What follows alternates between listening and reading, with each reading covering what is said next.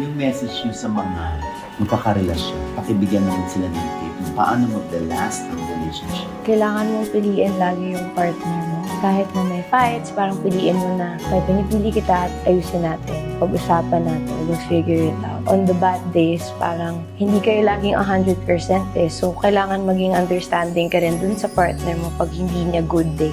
Yun, yung assurance na yun na mag-away man tayo, away lang to. Hindi to katapusan ng kung anong meron tayo.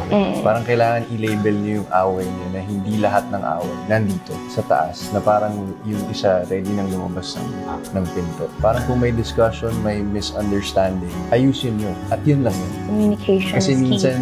minsan ang bawat away parang ang meaning niya kagad ayoko na sa'yo dahil ganyan ka o dahil ano. Kasi hindi naman kayo parehong 100%, hindi naman kayo perfecto pareho, 'di ba? Parang parehas kayong natututo din. 'Di ba? You learn lessons as you go along. At kailangan tanggapin mo na parehas kayong work in progress. Kung nagkakamali siya, nagkakamali ka din. And paano kayo matututo from that?